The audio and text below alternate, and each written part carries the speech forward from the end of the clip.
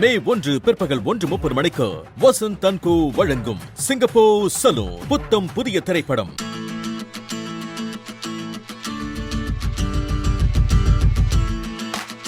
அனைவருக்கும் என் அன்பு வணக்கம்.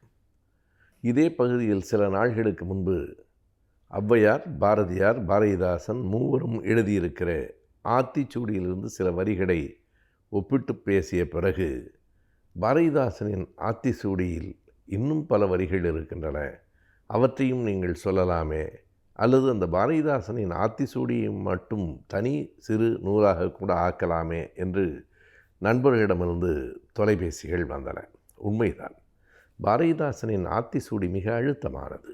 பொதுவாக புரட்சி கவிஞர் பாரதிதாசன் என்று சொன்னால் ஒரு ஆவேசமான கவிஞர். எங்கள் வாழ்வும் எங்கள் வளமும் மங்காத தமிழ் என்று சங்கே முழங்கு என்றும் கொலைவாடினை எடடா என்றும் பாடிய ஒரு ஆவேசமான கவிஞர் என்பதுதான் நம்முடைய மனங்களில் பதிந்திருக்கிற ஒரு பொதுவான கருத்து.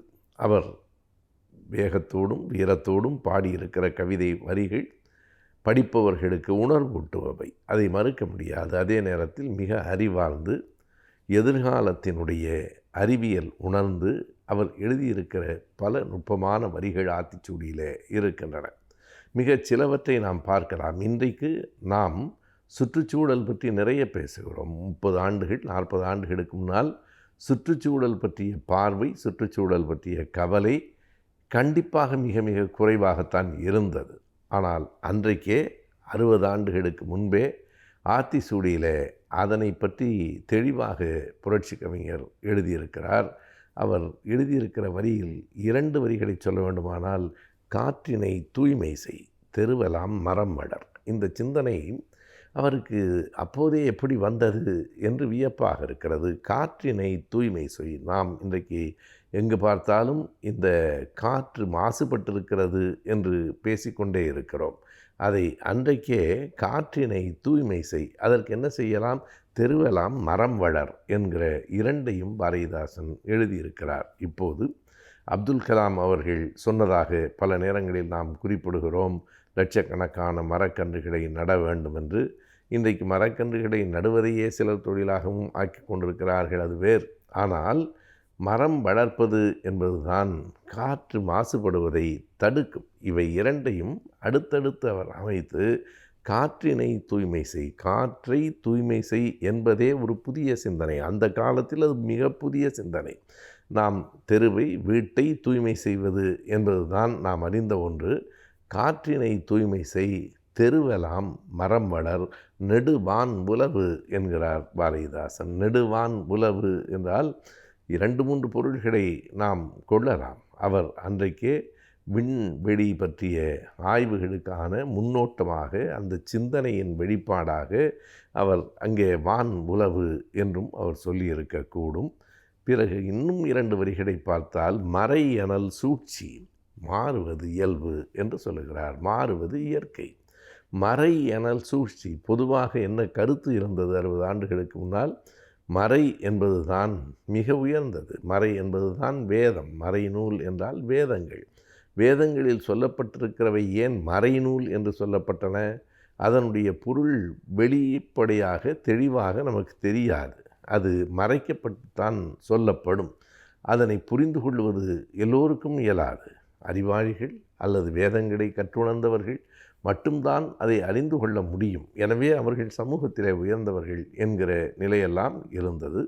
ஆனால் பாரதிதாசன் சொல்கிறார், அப்படியெல்லாம் ஒன்றுமில்லை. மறை எனல் சூழ்ச்சி. எது வெளிப்படையாக சொல்லப்படவில்லையோ அது சூழ்ச்சி தான். எது எல்லோருக்கும் பொதுவாக இல்லையோ அது ஏற்கத்தக்கதில்லை என்கிற மிக தெளிவான கருத்தை அன்றைக்கு வைத்திருக்கிறார். நாம் எண்ணி பார்க்கலாம். ஒரு கருத்து சொல்லப்படுமானால் அது யாருக்காக சொல்லப்படுகிறது? மக்களுக்காக சொல்லப்படுகிறது. மக்களுக்காக சொல்லப்படுகிற கருத்து மக்களுக்கு புரியாது என்று சொன்னால் அது சூழ்ச்சி தானே. மக்களில் சிலருக்கு மட்டும்தான் அது புரியும், சிலர் மட்டும்தான் அதை சொல்லலாம் என்று சொல்லுவதே எல்லாம் எல்லோருக்கும் என்கிற அந்த நிலையிலிருந்து மாறி சிலருக்குத்தான் உரிமை என்பதை நோக்கி போகிற அந்த செயல் என்பதையே மறை எனல் சூழ்ச்சி என்று மிக அழுத்தமாக ஒரு வரியை 2 சொற்களில் பாரதிதாசன் சொல்லியிருக்கிறார். மறை எனல் சூழ்ச்சி என்று சொன்னவர் அடுத்து சொல்லியிருப்பது மிகப்பெரிய அறிவியல் சிந்தனை. மாறுவது இயற்கை என்கிறார். நேற்றைக்கு இருந்த காலம் இன்றைக்கு மாறிப்போய்விட்டதே, எங்கள் காலம் மாதிரி இல்லை என்று பலர் சொல்லுவார்கள். உங்கள் காலம் மாதிரி இருக்காது, இருக்க முடியாது, அல்லது இருக்கக்கூடாது. ஒரு காலநிலை, நாகரிகம், பண்பாடு எல்லாம் அப்படியே மாறாமல் நின்றிருக்குமானால் அது தேக்கம். தேங்குவது எப்போதும் வளர்ச்சிக்கு எதிரானது. ஓடிக்கொண்டே இருக்கிற ஆறு எந்த இடத்திலும் தேங்குவதில்லை, எல்லாம் மாறும். மாற்றம் ஒன்றே மாறாதது. அதுதான் மாறுவது இயற்கை என்கிறார். ஏன் மாறுவது இயற்கை என்றால், மாற்றம் ஒன்றுதான் மாறாதது. மாறிக்கொண்டே இருப்பது எப்போதும் இயல்பாக நடப்பது. எதுவெல்லாம் மாறுகிறது? Flowing in and flowing out என்று ஆங்கிலத்திலே ஒரு தொடர் உண்டு.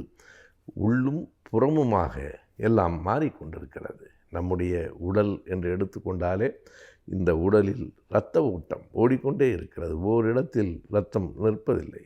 எந்த ஒன்றும் அப்படியே எப்போது இருந்ததோ அப்படியே பல காலங்களுக்கு இருக்கிறது என்றால் அதற்கு வளர்ச்சி என்று பெயர் இல்லை. அது தேக்கம். தேக்கம் என்பது அழிவை நோக்கியது. எது வளர்ச்சிக்குரியது? மாற்றம் என்பது வளர்ச்சியிலிருந்து தான் வரும். வளர்ச்சிக்கான மாற்றமாக அது இருக்க வேண்டும். சில நேரங்களில் மாற்றம் பின்னடைவை நோக்கியதாக போய்விடுகிறது என்கிற கவலை நமக்கு இருந்தாலும், மாற்றம் என்பது வளர்ச்சியை நோக்கியதாக இருக்குமானால் அந்த மாற்றத்தை வரவேற்பது தான் சரியானது. ஏனென்றால் அந்த மாற்றம் என்பது இயற்கையானது. இயற்கைக்கு முரணான எந்த ஒன்றும் உலகில் நிலைக்காது. ஆகையினாலே எல்லாவற்றையும் அன்றே தொலைநோக்கில் கண்டுணர்ந்து புரட்சி கவிஞர் பாரதிதாசன் சொல்லியிருக்கிறார் என்பது வியப்பிலும் வியப்பு என்றுதான் சொல்ல வேண்டும். புரட்சி கவிஞர் பாரதிதாசனின் பிறந்த நாள் ஏப்ரல் 29.